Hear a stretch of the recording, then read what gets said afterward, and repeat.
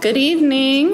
It is so great to see a packed audience. So I'm very happy to have everyone here this evening. Yes. So I am Brooke Clement. I am the director here at the Gerald R. Ford Presidential Museum, and I'm happy to welcome you tonight to this evening's program, Unlocking the Secrets to the Sistine Chapel with Elizabeth Lev. This is our final program related to our temporary exhibit, Michelangelo's Sistine Chapel. This exhibit will end on September 11th, and then we'll have Art Prize directly following. So we're gonna hope to see everyone back for that and all the upcoming programs that we're planning for this fall. And for more information about that, you can either talk to me and Gleaves and anyone else on the Foundation or Library Museum staff, or you can visit our fordlibrarymuseum.gov website. I want to thank the Gerald R. Ford Presidential Foundation for their continued support for the Library Museum's programming and exhibits. And just to reiterate, we cannot do this without them, so thank you for that. And with that, I'm gonna welcome Gleaves Whitney, the Executive Director of the Ford Foundation, to introduce tonight's speaker.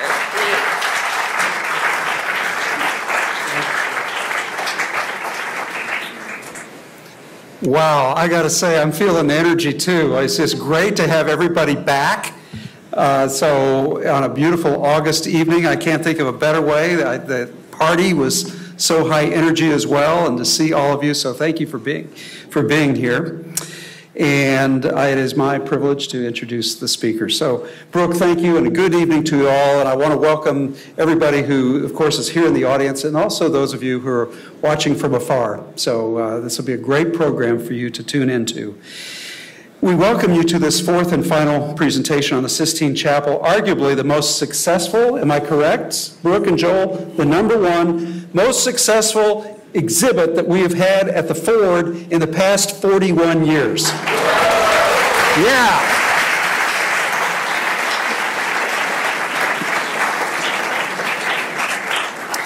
And tonight we have a great speaker to match, more about whom in just a minute.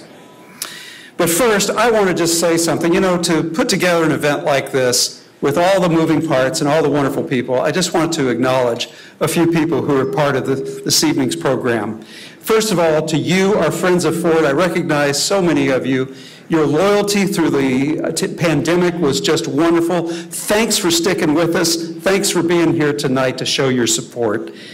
Members of the Ford family who are present, Bob and Karen Ford, we sure appreciate your appearance here this evening. Thank you. Also, the Ford Presidential Foundation trustee, Steve Waterbury, is here somewhere. I don't see him, though. Thank goodness, what a good problem to have in this sea of humanity. I know he's a wave out there, but I just can't find him. We have, of course, our partner, Martin Bialis, with SEE, Special Entertainment Events, out of Los Angeles. And he's the one who had the idea to put the Sistine Chapel down at ground level, life-size. And I got to meet with Martin. He's German in origin, but he went to Forest Hills Central. So he actually has roots here in West Michigan for a few years, and it was just delightful to learn how he put this together, and then for the leadership at the museum to have the genius to bring it here. And also, I've got to say something about my terrific team at the Ford Presidential Foundation, Lauren and Abby and Rachel and Amy and all the people with whom I'm privileged to work. Thank you so much. Put it together. Let's give them all a hand. So as I say, this is our fourth and final installment in this Evenings to Remember series that we've been having. Do you think we ought to continue this theme of Evenings to Remember? Is it working? Well, on a little bit of a serious note, I think events like this are really significant. They're significant because by coming to our programs like this, you are standing in solidarity with sort of the Ford ethos, with Jerry and Betty Ford, of appreciating the values, the virtues that made this country great, and you're standing with them. We are building community by you participating in this. Second, it's significant because, remember, President and Mrs. Ford lived in the White House for 895 days. One of the great art museums of the United States. Really, it can stand on its own. We have books here in the museum and in the foundation about the White House as an art museum. So many people have asked Brooke and Joel and Rachel and me, how can you have an exhibit like the Sistine Chapel here? Shouldn't it be over at that other museum over there, the museum down that way? I said, no, it belongs here. We are a great place to host this when you think about the Ford's experience in the White House. And remember, too, President Ford went to the Vatican. He went to Rome. He met with Pope Paul VI. It was one of his first foreign trips. He talked to the Pope about what it is to be in the leadership position in the free world and to preserve the values of the free world, the freedom of expression, the freedom to be able to stand up to opposition, to fight convention, stagio convention, and really to be able to push back against it. Michelangelo represents so much of that. We're going to see this tonight, as Liz is going to tell us in just a moment. So another reason why this exhibit belongs here. And it's significant because of this evening's distinguished speaker, as I say, Liz Lev. She holds degrees in art history from the University of Chicago and the University of Bologna, and she's been teaching in the history of art at Duquesne University's Italian campus since 2002. Liz is wonderful to talk to. She is going to deepen our understanding, our insight into really one of the most remarkable works or constellation of works of art on the planet. Now, she's a well-known tour guide. If you go to Rome, if you go to the Vatican, she serves as a consultant to the Vatican museums for their art and their faith itineraries. And especially notable is her Vatican treasures, the Via Pulchritudinus. I had to remember, it's been like 60 years since I've had Latin. Pulchritudinus, which I think is beauty, right? And as I recall from my Latin classes. But it was a film presented to Pope Benedict XVI in 2012.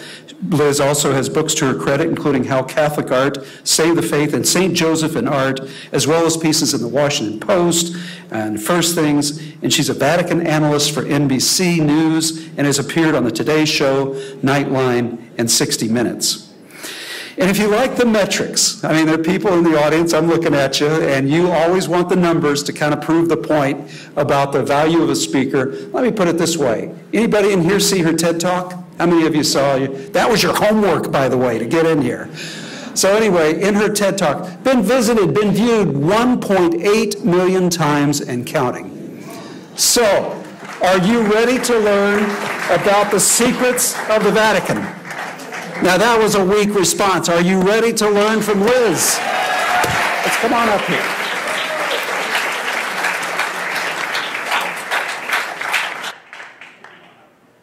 Everything about the Sistine Chapel was a secret. As a matter of fact, not to dust off some Latin, but the word secretum is the word for private. It's the word for separate.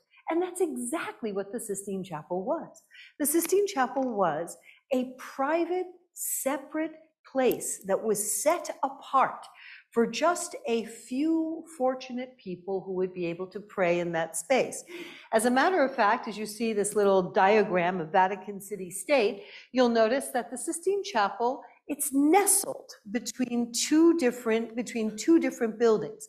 St. Peter's Basilica, the parish church of the whole world. St. Peter's Basilica is meant for everybody. 7 a.m. to 7 p.m., come on in, just cover your knees and shoulders, it'll all be good. And then on the other side, we had what we know as the Raphael Stanze, but that was the actual apartment of the papacy. That was the private space of the papacy. And here, this gathering space where the Pope met together with his court in order to pray. So the Sistine Chapel used to look like this, a very, very elite space. Here in the foreground, we see these very few priests, cardinals, bishops, member of the clergy. The gate that separated the tiny number, only about a third of the space, was dedicated to lay people. This tiny little space left over for those few lucky lay people who might be able to come in, none of whom were women until the 1700s. Today, every now and then, the Sistine Chapel reveals its little quiet and and private side around January 8th, where the Pope baptizes a group of children in the Sistine Chapel. Outside of that, the Sistine Chapel very rarely has that segretum feeling anymore. And part of the reason for that is Pope St. John Paul II, who, once he was elected in 1978 in a rather grimy Sistine Chapel, made it a sort of a cause célèbre for him to return the beauty of the Sistine Chapel through the lengthy restoration from 1981 to 1999, in which the 500 years of patina and dirt and dust were removed, and the Sistine Chapel could speak once again with its full volume and full voice. And ever since that moment, the Sistine Chapel has become revealed more and more and more of its secrets. We've learned more and more about the Sistine Chapel, and more people have shown up to see it. So today at Standing, the pre-pandemic, the number of visitors to the Vatican museums on a particularly busy day in 2019 would have been around 32 to 35,000. At this writing, as it were, the Vatican museums is back up to 25,000. So we're back to the good times in the old town tonight. So we're going to talk about how the Sistine, tonight the way we're going to look at this massive chapel is the way the Sistine Chapel went from being so segretum to something that was so universal. And it happens in 3 stages that conveniently correspond to the 3 stages of painting. And we start with the construction of the Sistine Chapel, which took place in 1477. And for Christendom, for the world of the Christian church, the Christians, that was pretty much what the world looked like. It was primarily Europe, mostly Europe, of the Western Europe. There was a little bit down here. Ethiopia has always been a little Christian community. Once you moved over towards the eastern side, you ran into the Orthodox. Apparently there was nothing on this side. And down here, of course, was Islamically controlled areas. So this is a Christian church, was pretty much little teeny world like that. When Michelangelo went in to paint the Sistine Chapel ceiling, things had changed radically. It was only 25 years, but in 1508, the church had expanded. The New World was discovered. The space that the church was dealing with got bigger. And when he returned 25 years later to paint the Last Judgment on the altar wall, Magellan had circumnavigated the globe, and the Christian church, the Christian community, was spreading its wings all the way from Mexico to Peru to the Jesuits who were entering in Asia. So we're going to be looking at the Sistine Chapel and its growth in this particular fashion. So let's start with the origins. We're going to have our 3 phases. Phase number 1 is the origins. The Sistine Chapel was built by Pope Sixtus IV. That is where the name comes from, Sixtus Sistine. He built it in 1477. And for those of you who have been to the Sistine Chapel, you may have fallen into that little surprise of walking into the Sistine Chapel and thinking, oh, I thought it would be bigger. Oh, I thought it would have a dome. Oh, I thought it would look different, because somehow we get this idea that the Sistine Chapel is about architecture. All the architecture chips went into St. Peter's. If you're not impressed with that, that's a problem. But here, this was a building that again speaks to its segretum nature. It was designed by a military architect. These are battlements for soldiers to be stationed, and those are holes for pouring boiling oil. The easiest place to assassinate somebody in the 15th century was inside a church. And so Sixtus IV wanted to make sure, since you had the entire hierarchy of the church in that space at one time, it was a safe space.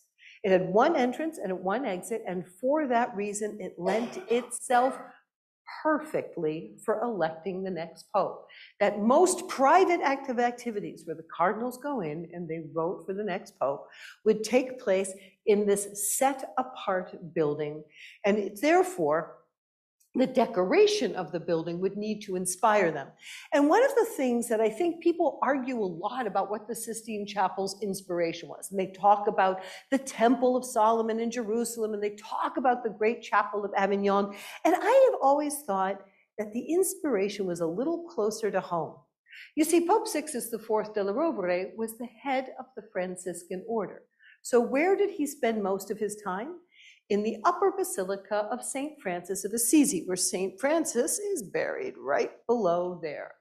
And that is, in my opinion, the model for the Sistine Chapel. False painted drapery along the sides, a ceiling painted in a sort of pretty pattern decoration, some of it with blue sky with stars, and a series of frescoes that tell the story in larger than life pictures of St. Francis, executed by a team of first-class Tuscan painters in the 13th century. Well, Sistine Chapel, just like it. The Sistine Chapel he had decorated the same way, false painted drapery on the bottom, the star-spangled ceiling on the top, and along the sides he hired what a friend of mine calls the dream team of Florentine art. The best of the 1480s painters all arrived to paint the stories of Jesus on one wall and the stories of Moses on the other. He is also responsible for that gate, the separator between the lay people and the clergy. And take a look at the people he chose to hire. Really remarkable lineup here. Pietro Perugino was the leader of the team, and he did the painting that would tell the story of Jesus giving the keys to Peter. And this is in the room where they elect the Pope. This would be the reason why the Pope is the Pope. But when we look at these paintings, painted by the absolute top of the 1480s, we see the revelation, we see how the mindset reveals itself as a little bit provincial. I showed you how big the territory of the Christian church at the time was, and we see that reflected in the art. There are a lot of kind of inside jokes here. Like, for example, there's the Arch of Constantine, which I remember correctly. It was built, I think, 300 years later after this event in another country. This is the Baptistry of Florence, which was built 1,000 years later, again, in another country. And here is the artist who was born 1,400 years later in another country. So we're looking at things that are these anachronisms that are meant to make the group of people in the room kind of feel like they're very much at home. Domenico Ghirlandaio, the most successful of the painters, he would become Michelangelo's painting teacher because he had Sistine Chapel on his resume. And he too, in The Calling of the First Two Apostles, managed to throw in a portrait of his favorite patron, the guy who paid for virtually everything, Giovanni Tornabuoni. And just to make sure he would get more jobs, he added Giovanni Tornabuoni's son, who apparently narrowly missed being chosen as one of the apostles. And then moving on, we see Cosimo Rosselli. Cosimo Rosselli, a very famous artist, used a lot of gold. People liked him because he used a lot of gold. He was fortunate enough to capture the newly married couple in the chapel, and I'm going to get out of the way so you can see, and their lapdog.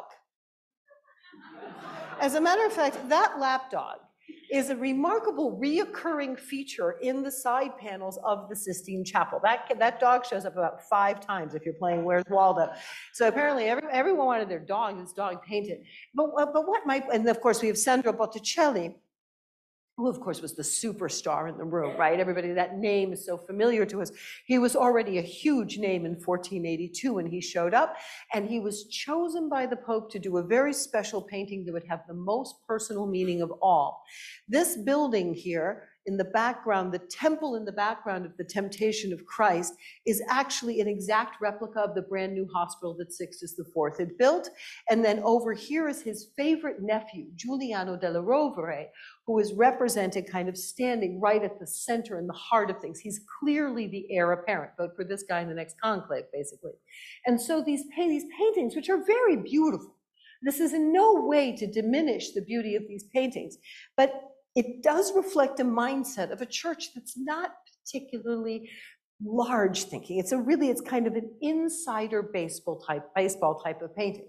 And so when you went into the Sistine Chapel in this period, they were enclosed in something that thought about the world in their own understanding of their history from ancient Rome and their own immediate cast of characters and the geopolitical circumstances of the age. And then along came Julius II. And this radical change takes place from the death of Sixtus IV to the rise of his nephew, Giuliano della Rovere, who we've already seen painted by Botticelli, but because he really liked having his portrait painting, Milozzo da Forlì also did a portrait of him. You see him here, he's at the foundation of the Vatican Library. We see him over here as painted by Raphael. But this man governed over a very different church than that of his uncle.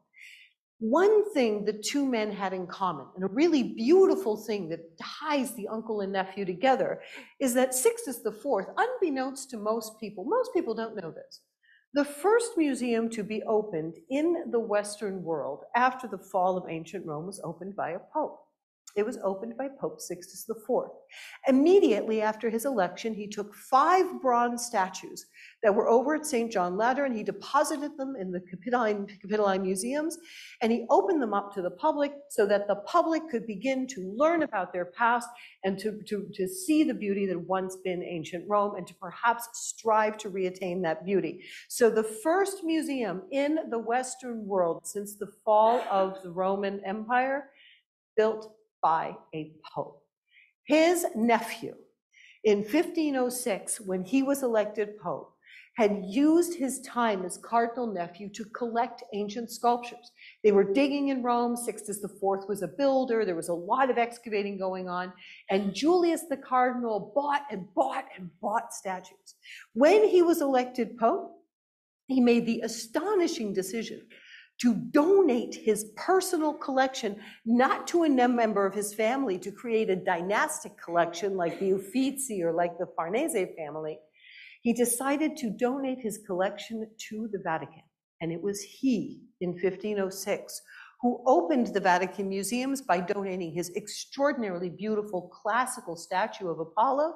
And soon later, and a few years later, when the Laocoon statue, the Hellenistic statue that had been written up by Pliny the Elder, one of the most famous statues of the ancient world, found unexpectedly in a field near the Colosseum, Julius II purchased it. He apparently made the guy an offer he couldn't refuse, and he brought it to the Vatican museums, and he put it there so that artists could study from it. Artists could be inspired from it. So this will help us understand why we'll get such an extraordinary piece of patronage in the ceiling. Furthermore, Julius was governing over a different church. Under Julius II, the very first diocese of the New World was erected. It was Hispaniola, Haiti Santo Domingo, erected in 1509 under Pope Julius II. And in the Sistine Chapel, in that very building, his favorite theologian, his favorite preacher, Giles of Viterbo, gave a sermon in which he asked this question: how are we supposed to evangelize a people we didn't know existed 10 years ago? Welcome to the new mandate of the church. It's no longer just the little garden area around Europe. Now it's a church that has to speak to a people they didn't know exist with customs they can't recognize.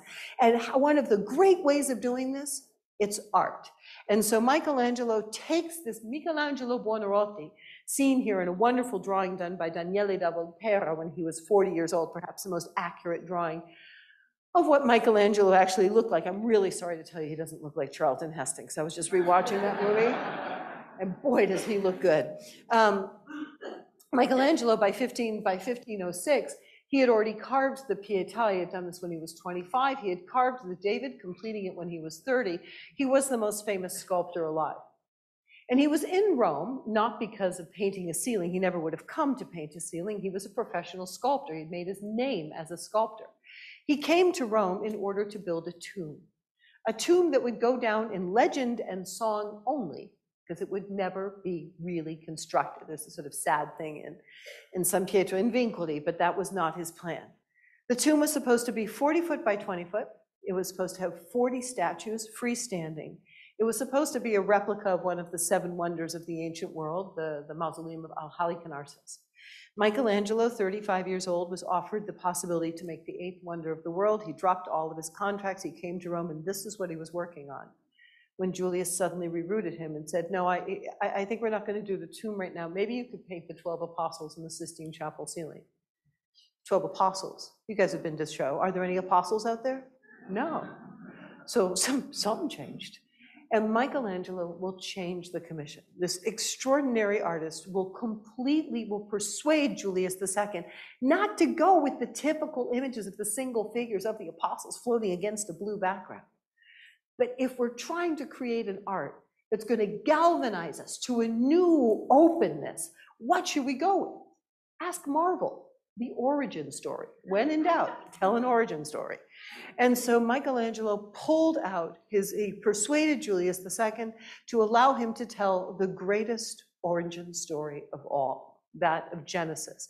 And so Pope Julius II gave him permission, but then Michelangelo, professional sculptor, found himself faced with 10,000 square feet of ceiling to fresco, a very unforgiving technique that was extremely complicated. This very famous poem that gives us a glimpse into Michelangelo working on the ceiling complains, the whole thing is a giant complaint about how much he hates painting the chapel.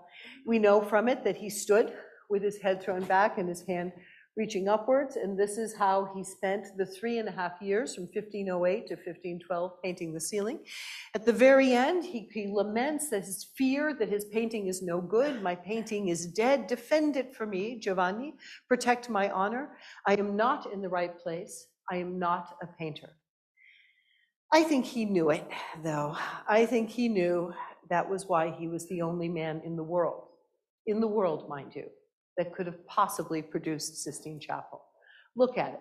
Without getting distracted by the famous panels that you were looking at upstairs, look at the design of the chapel.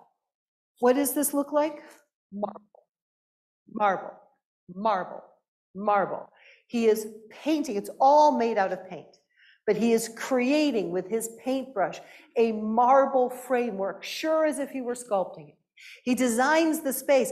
Down here, he designs these figures that look like statues in niches. And if you look carefully, look at these guys, they're casting shadows. Michelangelo's secret for being able to make this Sistine Chapel ceiling is that he approached it thinking like a sculptor architect. The medium just happened to be paint. And so he produces these stories within this incredible framework, telling us the stories of Genesis from the altar, starting with the altar side, taking us all the way down to the opposite side, which was the sole entrance and exit. He opened with the remarkable image. You've stood in front of it upstairs. It's amazing. I was saying earlier, it's amazing to stand at these things your own height. It gives you a sense even greater than standing every single day looking below it. It's powerful. But to be able to sort of be consumed by the size of the work, it's God separating light and dark. It's a stripe of white, a stripe of pink, a stripe of gray, right? So someone obviously did not spring for the 64 set Crayola box, no? You see the paintings from the other painters, it's like, so Michelangelo, were we thinking color? And not in this case. What he wants is not the distraction of color. Look at the power of that body. Compressed in the small space, you are looking at something that is the equivalent to a visual motor turning over. Then he comes back with the second image of God creating the sun and the moon, and he flies off to create the vegetable life. But this is like supposed to be, this is like God's big day of creating stuff, right? Okay, so the moon is a third of a gray circle.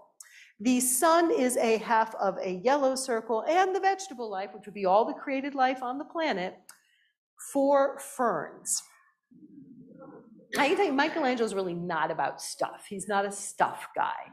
But I want he's much more interested in this movement of God. Look who dominates the space. God in human form comes flying this way. He turns around and he flies off into the background. You are watching God coming and going. What's the point of this story? It's that God creates, not what God creates. I always say Michelangelo's a verb guy, not really a noun guy. Then we have this third image. And the third image is the moment for me that this is where I depart from most of the guidebooks. If you open up, you guys all whip out your handy dandy guidebook, including the one that you may have from the exhibition. I forgot to look what they said. Separation of earth and sky, land and water, celestial and terrestrial firmament. Those are the 3 definitions. If you would ever like to watch an art history cage fight, throw a couple art historians in the room, and instead of throwing in red meat, just say, hey, what's the third panel of the Sistine Chapel? It's going to be fun. Bring popcorn.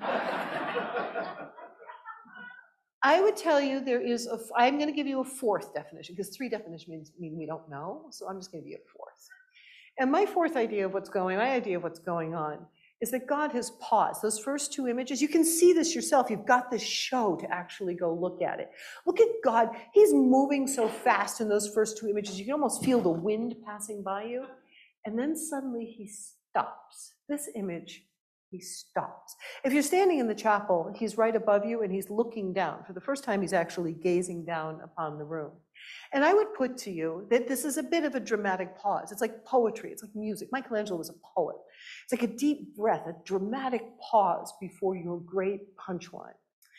But I would also remind you, what is the most repeated line in Genesis? And he saw that it was good.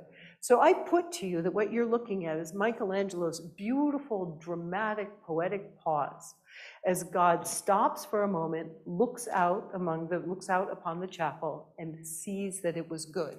And in doing so, he prepares us for the great breathtaking moment of the creation of man. And it creates such a boom afterwards because those first three scenes of God, he's so blurry. He's like a blur here, a blur there. Like, I think that was God going over there. Now, something is crystal clear. Adam, he's a beautiful figure who's just crystal clear against the darkness, against the dark background. God, on the other hand, still with that energy is rushing towards him. With Adam, our first impression is of that heavy leg lying on the ground, the heavy arm suspended in midair. I always tend to think he looks like he's trying to hit the snooze button on the alarm clock. There's a tad lazy there, our Adam. But then look again. With Michelangelo, this is the one thing I always tell my students, with him, you must look twice. You have never understood Michelangelo if you gave it a casual glance. Yeah, I saw it. Bye. No, you didn't. The second glance, look at those muscle groups. That leg, that shoulder, those are not relaxed. Those are not at ease. Those are the muscle groups of a runner at a starting block. You've got two impressions of a single figure. Heavy, lazy, and then a latent energy. What is God doing? He's about to release that energy, confer some of his own dynamism. And this beautiful image that we love so much of that listless hand of Adam and God about to confer just a millimeter away, a moment away from conferring his own energy on this most beloved of creation. You can almost see the crackle between the two. We are literally the second before Adam takes his place as God's greatest creation. Now, what I'm going to tell you is that we get so absorbed with God, what's God doing with this hand, that we forget to look at what he's doing with this hand.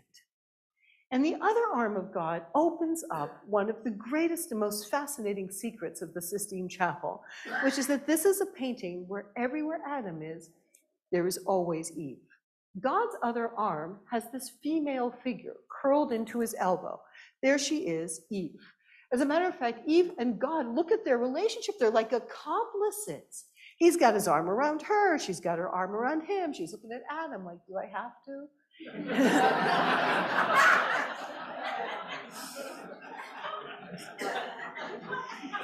Then you have the way that Michelangelo exaggerates. God gets an extra knuckle, so you'll be sure to notice this. To notice the hand coming down on the shoulder, and the finger comes down onto the shoulder of that child, who is Christ. So in one painting, with four principal figures, Michelangelo has given you the whole story of the Bible. How God created man, all the while planning on erupting into human history after the fall to save man. It's Jesus. Really beautiful concept. But it leads to a little bit more. This is one of the greatest entry points in this building. Because once you notice that Eve, that's always that Eve with Adam, you begin to realize there is an interesting female presence that lights up the Sistine Chapel, which again is odd because women weren't allowed until 1700. And yet in the Sistine Chapel, where there is a man, there is a woman. In the images of the heroes, the famous Judith, you can actually see these upstairs in your exhibition. You'll see there is Judith across from David. Across from Moses, there is Esther, two female heroines and two male heroes. Where there is, and this is one of the most beautiful things about the exhibition, as you enter in, how are you brought into the story? You're brought in through the families that make up the history of humanity. So you walk through these ancestors.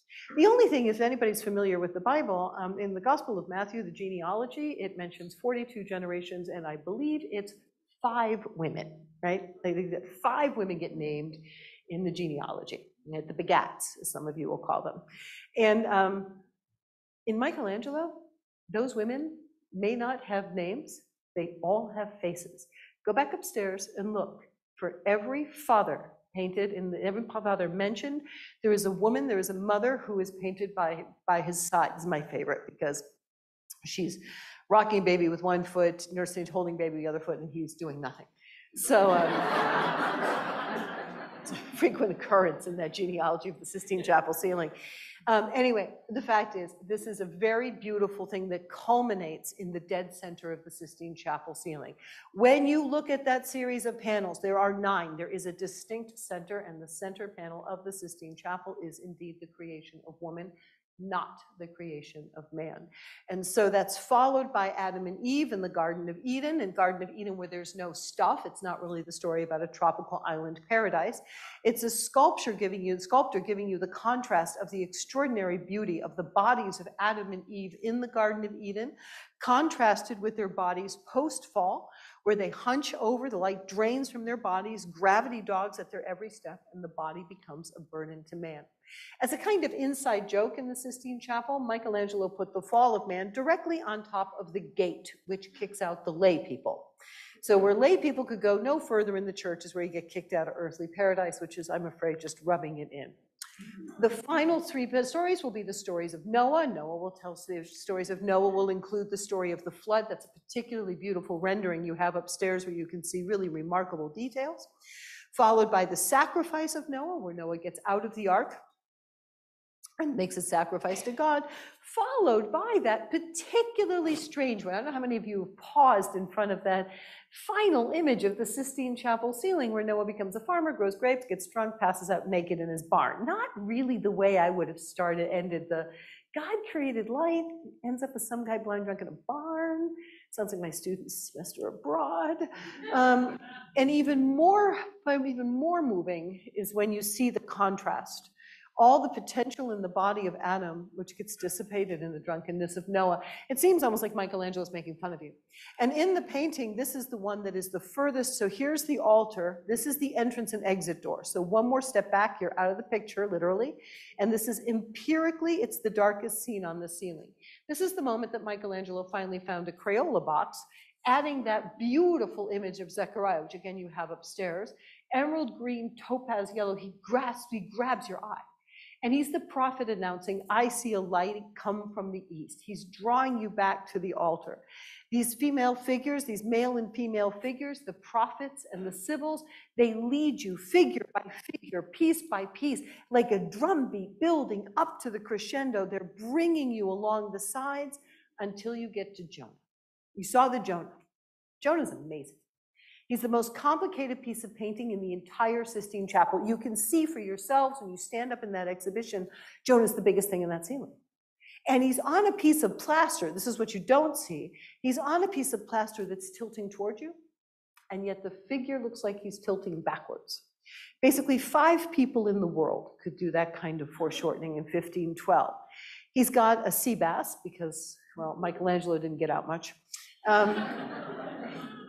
But most importantly, all the others, he looks like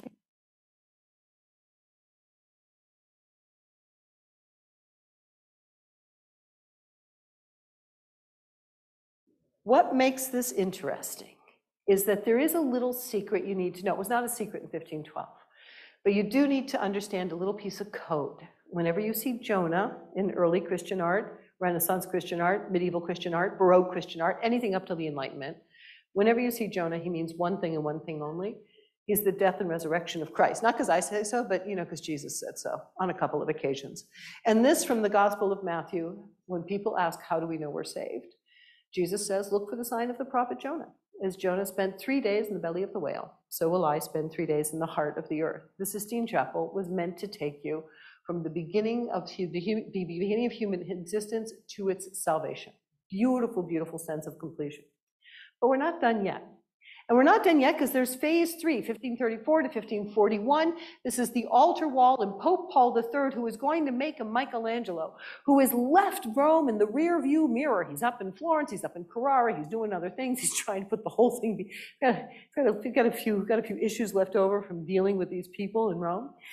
And he gets called back in 1534 by Paul III. And Paul III is now governing a church which is much, much bigger. It's a globalized church. And we can see the church, which is, we see Magellan, who has circumnavigated the globe. We have activity going on in Asia, North America, and South America, and Africa. The church has, on top of this huge mission, it also has had a series of challenges. Julius II ruled over one more or less Christian church. Now the church has been subdivided into all these different forms with the Protestant Reformation. We have the printing press, which is the capacity of spreading ideas like wildfire. People are confused, they're inundated with information. And iconoclasm, the destruction of the traditional way that the church communicated through images, this distrust of images. The Catholic Church finds itself a bit with its back to the wall. And where are the problems coming from?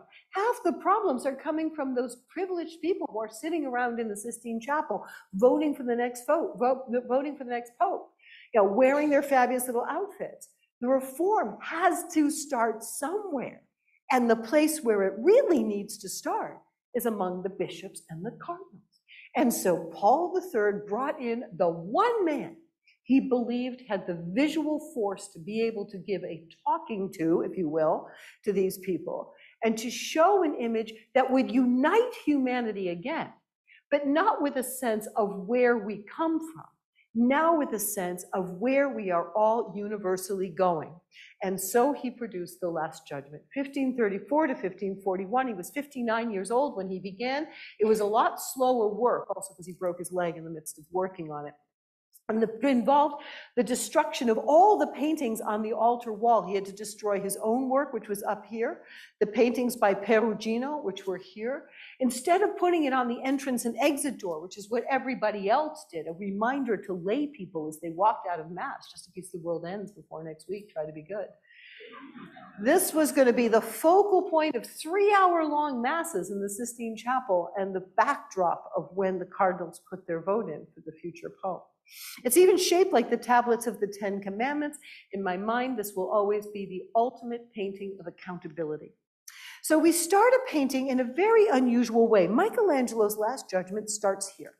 When you come into the chapel and you stand at the bottom of the stairs, you see this little cave of demons. There's actually one demon right there that's looking right at you, right there. And that demon is kept from you. Here he is again. That demon is kept from you by the cross on the altar. Literally, Michelangelo painted it, knowing that there would be a crucifix in front of it, with Jesus holding his arms out to keep that demon away from you.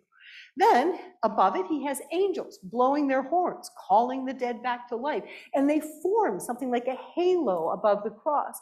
But you see over here, the angels are holding open books. They're basically showing you, look what Jesus did for you. And then they ask that rather awkward question, hey, what'd you do for Jesus? It's going to be a bad day. You can tell because the little book contains the good deeds and the big book contains the bad deeds. Then the people start to come up on the left. You read it left to right. You have the figures coming up on the left. You guys will see it on your way out. Stop and take an extra look and watch the bodies struggle as they break away from the ground. And take a look at something. How many of you have noticed this little group right here?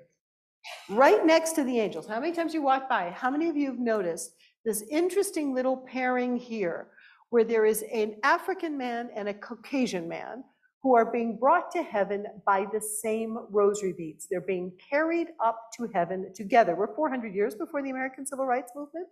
This is an image of universal salvation. And because this is a hot topic, I am throwing in one more piece of information that people probably don't know. It shouldn't be a secret, it should be something that everybody knows. This is Pope Paul III, the man who had the Last Judgment painted.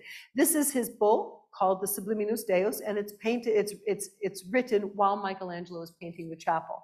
It reads, that it reads that it is a bull specifically written against the enslavement of the indigenous people that are being found by the explorers and the missionaries. So again, that image in the Sistine Chapel reinforces an attitude which is already being projected by the church in 1537. Now you get to the heaven part. Every major way up to heaven, you get to see the winner's circle. And I think you all have a museum here. You probably have some lovely saint images over in your art museum. Saint images that usually involve long pastel dresses, big gold halos, and if they're lucky, they're holding a palm frond to show that they're heaven's athlete. And they got the gold medal of crossing the finish line of heaven first. Not Michelangelo. Michelangelo prefers the more like Nike bodycon outfits for his athletes. Michelangelo's athletes are going to shock people. John the Baptist ate locusts and wild honey. It's not really a bulk up diet, but here he looks like Mr. Universe. Perpetua and Felicity, the martyrs in North Africa, look like the Williams sisters. And it's an idea that he's trying to project of trying to show the inner fortitude, the things that Perpetua and Felicity went through, the things that the martyrs did, the endurance, the athletic strength of these men and women to bear witness through torture and death. He wants to show that power.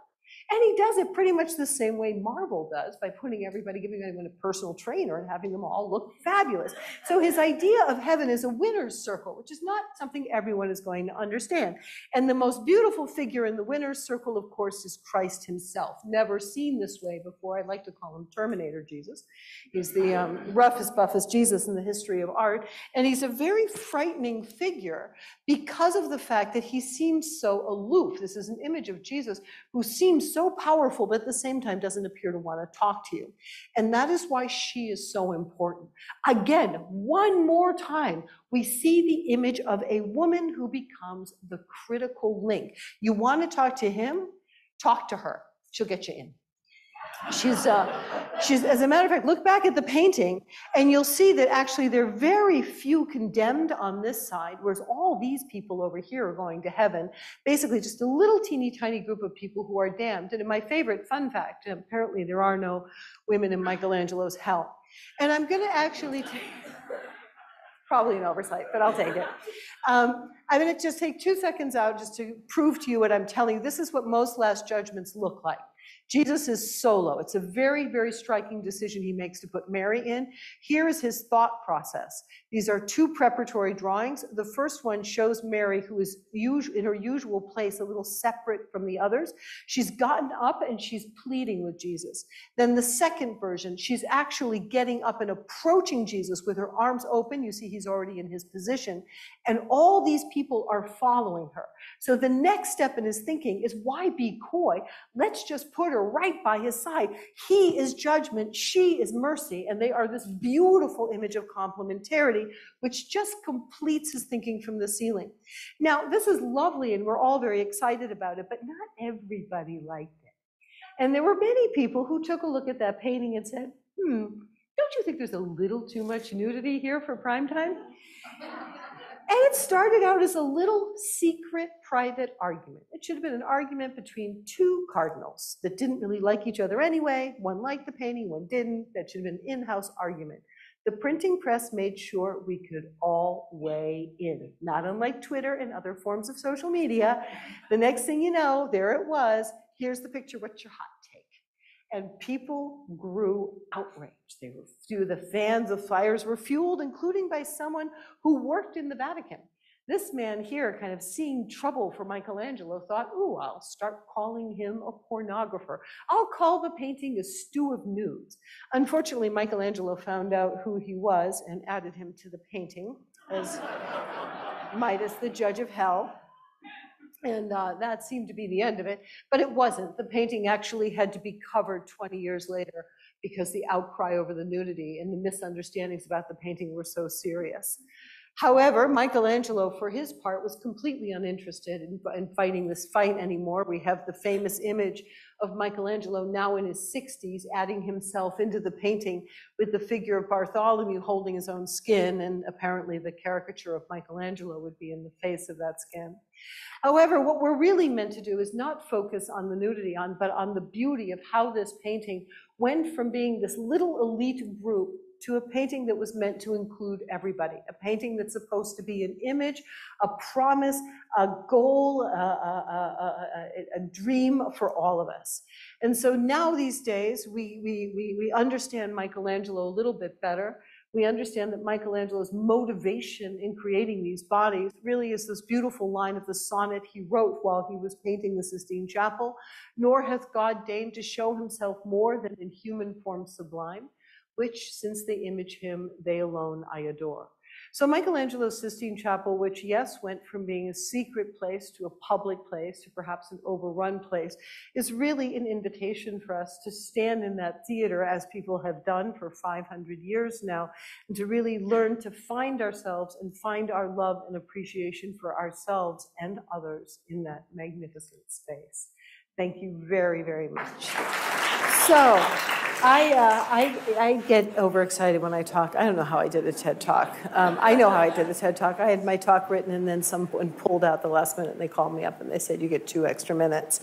And that's how I did a TED Talk. I'm always looking for extra minutes. So I'm afraid I've used up a lot of your time, and I'm sure some of you are like, I really can't listen to this woman speak anymore. But apparently, if you guys would like to, if there's anybody who wants to ask questions, I am more than happy to answer questions. We have microphones on either side of the room, so you can raise your hands, ask a question, and hopefully I'll be able to answer it before tomorrow. I was doing a tour once, and someone during the tour actually turned to her husband and said, please don't ask her any questions. We'll never get out of here. So yeah, it's a problem. All right, love the presentation. Thank you. What makes painting in fresco so challenging? Oh, that's a wonderful question. What makes painting in fresco so challenging? I love that question. It's a technical question. It's a chemical reaction. Fresco painting is really, it's a technique that was basically brought to the fore. It's an ancient technique, but it was really brought to the fore as the principal technique of painting for central Italy in around Florence. It involves taking a lime plaster, and then while the plaster is still wet or fresh, fresco, you apply a water-dissolved pigment, and there is a reaction between the water and the lime, and it will dry into what is essentially colored stone. Why is it difficult? Because the drying time and the reaction will be different depending on different kinds of sand, which you can't always tell. So doing a fresco in Florence is different from doing one in Rome. You have 6 hours drying time. When it dries, there's no erasing. You have to chip it out. And so it doesn't allow for mistakes, and it requires that one work in a team, by the way. It is impossible. Again, I was just watching the agony and the ecstasy of Michelangelo by himself up on the scaffolding. Sorry, no. You have to have a team. Someone's got to be, grinding pigment, mixing plaster, getting peanut butter and jelly sandwiches. So yeah, it's a very demanding technique, and it requires a great deal of expertise, and everything needs to be planned out in advance. So also the idea of Michelangelo winging it as he was going along just is not a thing. Great question. Quick question about the symbols. Mm-hmm. So when I read the literature that's standing on each of the drawings, I wonder, what do you think about the interpretations that are written? You'll have to tell me the interpretations that are written. Well, for example, one of them, I forget which symbol it is, but she's a young woman and she's kind of turning away, and the comment says that she's maybe like being reflective of something that God spoke to her. Mm-hmm. To me, it looks like she might be saying like, oh, what? What did you want to ask me? Kind of thing. There seems like there's a lot of humor in some of these drawings and a lot of humanness. So I think the Sibyls make for a very interesting question. The Sibyls are a very, when Michelangelo was painting, the Sibyls were a relatively recent addition to art. The first ones have been produced in 1480 by his own master. It was Domenico Ghirlandaio who painted the first Sibyls in the Sassetti Chapel in Florence. And the use of Sibyls was a way it served 2 purposes. One is, in the period of the Renaissance, is to draw in these pagan prophetesses. So we have a voice of the Gentiles, Persian Sibyl, a Libyan Sibyl. So we have a Persian Sibyl, a Libyan Sibyl, an Eritrean Sibyl. We're moving beyond Europe, right? We're moving into different continents. We're moving into the Gentiles. So they serve this really cool dual purpose of preaching to peoples who are not just the Jewish people, and then they're preaching to, so it's a geographic change, and it's also preaching to peoples who come from different faith backgrounds or different sort of thinking systems. So that's their first reason. The second reason that Sibyls appear is that they can complement the male figures. That way you don't have such male-heavy spaces, because I mean, that's not what the world looks like. And so to have this constantly, it's either apostles or Old Testament prophets, it allows for this presence of authoritative female figures. One of the things that's interesting about specifically Michelangelo's use of the Sibyls is that they're different. Each one is different, and that is unlike, for example, Pinturicchio or Lippi. There are a lot of others who do them. They're very different in the sense that each one seems to have her own persona and her own character. So I think the different ways that they're positioned are really just kind of meant to draw out individual characters of each one.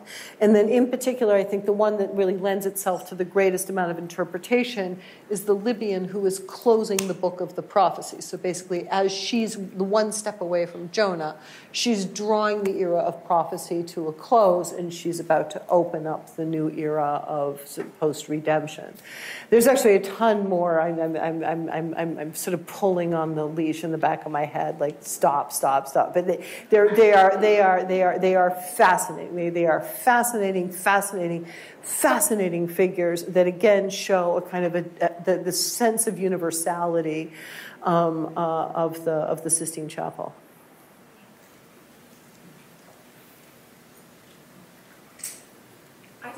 Ask about, the males were always, it was so male dominated at that time, but yet the females looked a little bit more muscular. Is that why? Because he seemed to draw them more muscular, like almost. So I see where you're coming from, and the very muscular female figures that are always immediately noticeable are the representation of Eve pre-fall. So when you see Eve inside the Garden of Eden, she's a big girl. The representation of the Sibyls, for the most part, and the saints, the female saints that you see in the upper part of the Last Judgment. I would suggest, however, that you go back up and take a look at the ancestors that Michelangelo painted on the way in. The women he paints as mothers are not particularly muscular. There's one kind of like scary looking mom, but there's always one. But if you go back up and you look at those women that he paints as he paints of the ancestors, these are very kind of soft, delicate, very feminine-looking women. So returning to his masculine-looking women, I think that brings us into a realm of how do you represent, before Marvel had its 2020, come to Jesus moment, you would notice that this is true of like all superhero, feminine, female superhero figures, right? They all have not an ounce of body fat on them, right? And their figures really are, in many ways, short of these sort of obvious feminine attributes. They are sort of toned and lean. I mean, when you're preparing to play a superhero in a Marvel movie, they don't say, "Oh, go eat macaron." They say, "Here's your personal trainer, and here's your carrot. Talk to me in 6 months," right? And so we have that sense. We still have that sense that, strength comes from a kind of wiry muscliness. And since what Michelangelo is trying to show is, this woman who is immortal, that's Eve in the Garden of Eden, the women who have crossed the same suffering as men. There is nothing inherently more courageous in the story of Saint Sebastian, the story of Saint Agnes. I'd argue Saint Agnes' story is more courageous. So, I mean, the desire to show inner fortitude, the only means he has is to give it a physical form that's powerful. That's why I think the John the Baptist figure that I showed you is so important, because John the Baptist was a skinny little zealot, right? He doesn't look like that. He doesn't look like that at all. He must have been like I mean, Jesus himself says, like, the guy doesn't drink, he doesn't eat. I mean, he's no fun. I mean, he didn't say it was no fun. He says the greatest of them all, but you get the point. And so, I mean, but Jesus makes a point of telling us that this guy is referred to as a zealot. So we imagine him as a guy who's definitely not like, hello, I can, break your arms. I really think Michelangelo's manipulation of bodies goes for men and women. It's just more evident with women. And the figures that we tend to look at are the ones that have had this manipulation. But you can find examples of his female figures who are not like that. And there's a whole other thing about Mulier Fortis with his Madonnas, but again, otherwise you'll be here tomorrow. You're welcome. Thank you. So they're literally like punching each other saying, don't ask any more questions. They're like passing notes. Stop asking her questions. She doesn't stop. How did the Sistine Chapel change Michelangelo's art after this? So the question is, how did the Sistine Chapel change Michelangelo's art after after he completed the Sistine Chapel? Well, nothing changed immediately because the poor guy. I actually believe that Michelangelo's reason for painting the Sistine Chapel the way he did was to galvanize Pope Julius to finish the tomb project. I'm certain. My main reason to go to heaven, besides the beatific vision and seeing God and all those people, is I really have a couple questions for Michelangelo. I was like, yeah, it was nice to see you. Where's Michelangelo? I'm fairly certain he really wanted to get back to the tomb project, and so. Right after he finished the chapel, the patron died, like within 3 months. And so Leo X became Pope, and he got involved in other projects, like sort of architectural projects. So I think Michelangelo actually had a sort of an unfortunate hiatus from that momentum he had built in the Sistine Chapel. And even when we see him returning to the world of painting in the Last Judgment, he's moved beyond. So I'm not sure it really managed to have a sufficient effect on his art, except for opening up much more thought about how to use the human body together with architecture. Yeah, I think you can see some of that in things like the Medici tombs. One more question? You mentioned that there was controversy over the nudity that was in his art, and that ultimately they painted over private parts with clothing. But it seemed like someone also removed that. How did that all? So what happened with the nudity is the painting was complete in 1541. The argument took place the first argument took place during the unveiling of the work. Unfortunately, this turned into a 20-year letter writing festival. So for 20 years, people wrote complaining to Pietro Arentino. We have Aminati. We have a number of people who consistently there are just a letter writing campaign to the church saying we can't take you seriously if you got that painting up. So on January 21st of 1564, which is a few months before Michelangelo's death, there was an extraordinary meeting of the Council of Trent in which they decided they would have to do something. There had already been floated in earlier meetings of Trent the idea of covering up figures that were perhaps too offensive for their nudity. They decided that was the solution of what to do with Michelangelo's work. So Daniele da Volterra went in and painted in 1564 over the most offensive figures, which were about 30. Then, when the museum, when the Sistine Chapel, during its life, they added more coverings because as they opened the Sistine Chapel to more people, they became more and more concerned about the nudity and the effect of that. What if you let women in the chapel? Blah blah blah blah.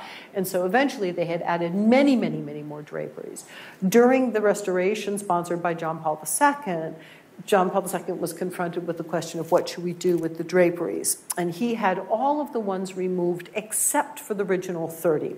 The original 30 ordered by the Council of Trent remain because it is a very important reminder of how changing tastes or hot takes can be extremely damaging towards work of art. Had the prevailing voices at the time had it their way, we would not have the Sistine Chapel Last Judgment in the name of some sort of false piety. And so it's a way of kind of reminding us that sometimes our hot takes are not really the ones that we're going to be agreeing with later on. Can I take that one other question that was over there? Do you mind?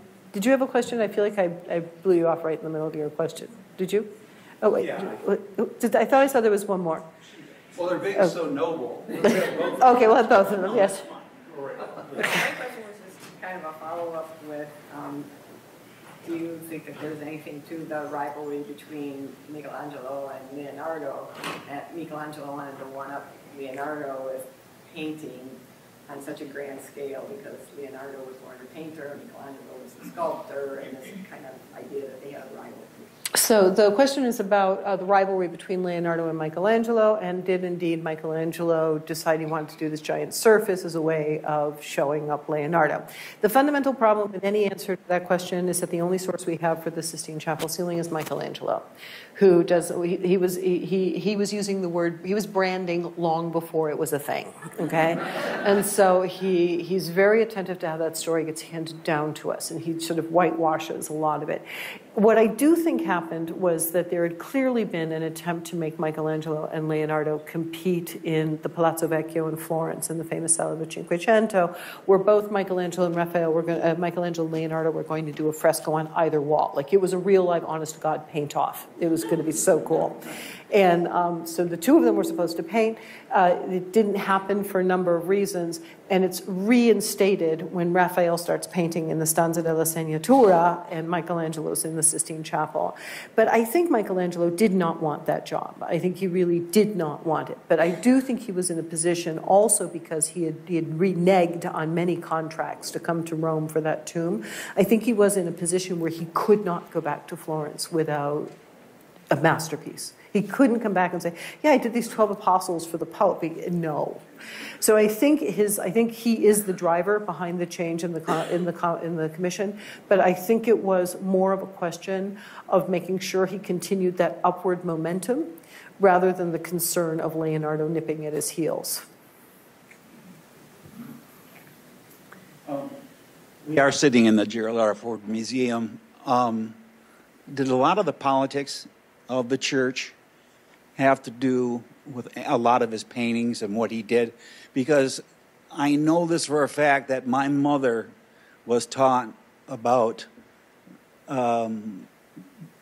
they did more of at church in the school, they were taught more about Mary than Jesus himself. And then about the mid-50s, it was changed in the Catholic Church towards Jesus.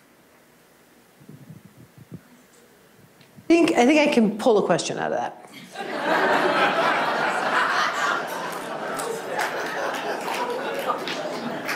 And in many ways, you have handed me my favorite thing about the Sistine Chapel. Yes. What you are talking about in 1950 is the dogma of the Assumption, and 1854 we have the dogma of the Immaculate Conception. I am utterly convinced, to the point if I can ever sit still long enough I will finish a book on the subject, I am utterly convinced that the driver of this extraordinary girl power imagery in a room that was meant only for men, painted by a man who never married, I am convinced that it is all about the Virgin Mary. And that the reason why the center ceiling is the creation of Eve is an early way of talking about what the church would later elaborate into the dogma of the Immaculate Conception, while it was still just an idea and a feast day. A feast day, by the way, that was put on the universal calendar by Sixtus IV, the builder of the Sistine Chapel, who dedicated the Sistine Chapel to the Assumption of the Virgin. So I end this question on what was actually a very, very, if you were to ask me, like, what was, we were talking earlier, things you want people to ask you, that's really, this is my favorite part, is this extraordinary devotion that Michelangelo has to Mary. What is the statue that shoots him to fame? It's the image of the Pietà. In the Pietà, it's not Jesus you're looking at. You're looking at Mary. Mary is the heroine of the Pietà. His face is turned away from you, and he's very beautiful, and you don't see his wounds. You just see Mary, who is taking the most terrible blow a human being can possibly take, and takes it with grace and strength and faith and power. And so from the very beginning, she has been his guide. I think she was his guiding light. And I think in many, many ways, the power of the Sistine Chapel, the universality of the Sistine Chapel. And on a personal note, someone who has spent my now over half of my adult life in that chapel studying it, it amazed me. I remember 20 years ago, half of my thoughts stem from this. 20 years ago, it amazed me that I am a woman from the United States of from the United States of America. I'm half black and half white, and this is my home. I'm so comfortable in this place. How can that be? This is a room for a bunch of white guys. How can it be that this is a place where I am more comfortable and more at ease? And so many, many things all these years, I've been trying to understand what is the secret of that universality? And I think the secret of the universality is the way that he holds up this woman as the greatest and most admirable figure of the chapel. And that is all she wrote. Great words, stand up.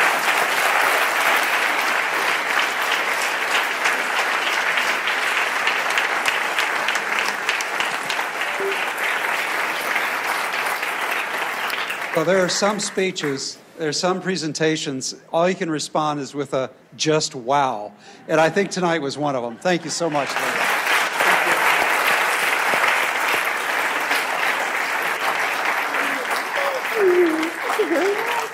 It's a modest token of our appreciation for bringing your A game to us here in Grand Rapids. We'd love to have you back. We know you have many dear friends here, so you're welcome back anytime, Liz. Thank you. Thank you. Thank you for this wonderful reception. Thank you for listening to me forever. Sorry. And thank you for your interest. And most importantly, thank you for your love of beauty. I think many ways I believe about Julius II. He's one of those people who believed that beauty would save the world, and he put his money where his mouth was, hiring Raphael, Michelangelo, donating his whole art collection to create the Vatican museums. And without people to love beauty, beauty can't save anything if people don't believe in beauty. And so I'm very grateful for all of you who came out on this evening to really learn about, appreciate, share in your love of beauty. So thank you.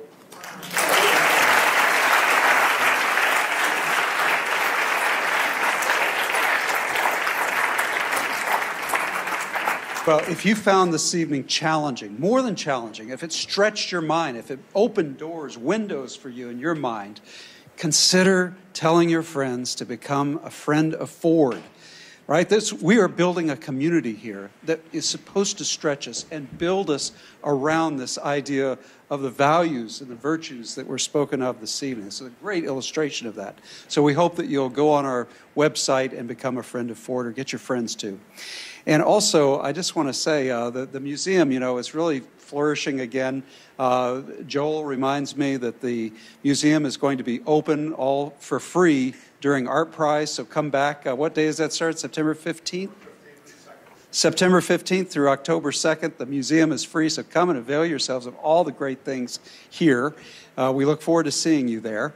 And also, I know that we have some other programs that you're going to be very excited about.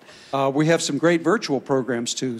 Sir Anthony Beaver, for example, is going to be talking about so much of World War II and war, revolution, and the things that he is specialized in. So we've got a lot of great programs coming up in the next month. Really a packed schedule. I think more packed than in any 4 months in the history of this foundation and museum working together.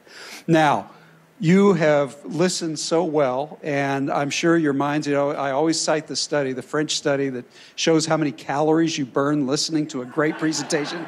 It's like it's the best weight loss program on earth is to come here, and you have just burned, I can tell you have burned 330 calories tonight. You, sir, 410. And so to reward you for that, we have cookies out in the lobby for you.